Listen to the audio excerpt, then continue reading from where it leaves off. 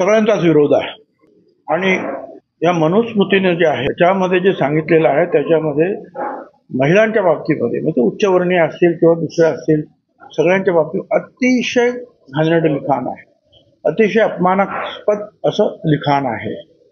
सगळ्या प्रकारचे अधिकार, शिक्षणापासून सगळे अधिकार त्यांना नाकारले आणि अनेक गोष्टी आहेत त्याच्यामध्ये, एकच गोष्ट नाही. आणि म्हणून महात्मा फुल्यांनी सुद्धा त्या मनुस्मृतीच्या विरोधामध्ये भाष्य केलं आणि बाबासाहेब आंबेडकरांनी ती मनुस्मृती उजाळली. याच्यामध्ये एक मराठी अनुवाद सुद्धा केलेला आहे, वेदशास्त्र संपन्न विष्णुशास्त्री बापट.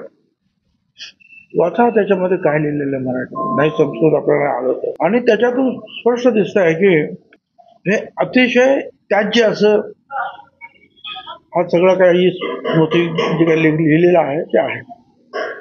आणि या मनुस्मृती मेघातिथी, सर्वज्ञ नारायण, कुल्लक भट, राघवानंद सरस्वती, नंदन, रामचंद्र, गोविंदराज, श्री माधवाचार्य, धरणीधर, श्रीधर स्वामी, रुचिदत्त, विश्वरू, भोजदेव, भारूची अशा 14 महापंडितांनी जे आहे त्याच्यावर टीका केलेली आहे, अतिशय अभ्यासपूर्ण.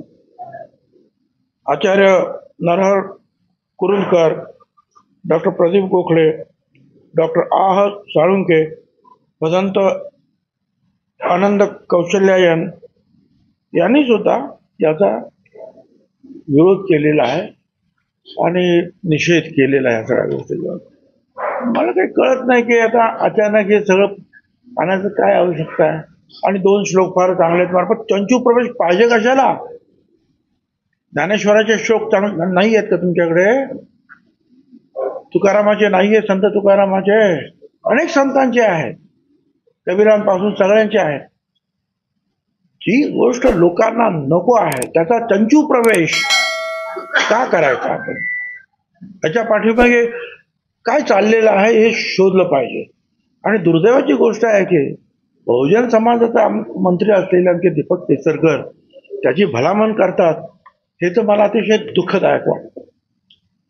मी तर या सगळ्या गोष्टीचा निषेध करतो. आम्ही त्यांना विरोध सुद्धा करणार.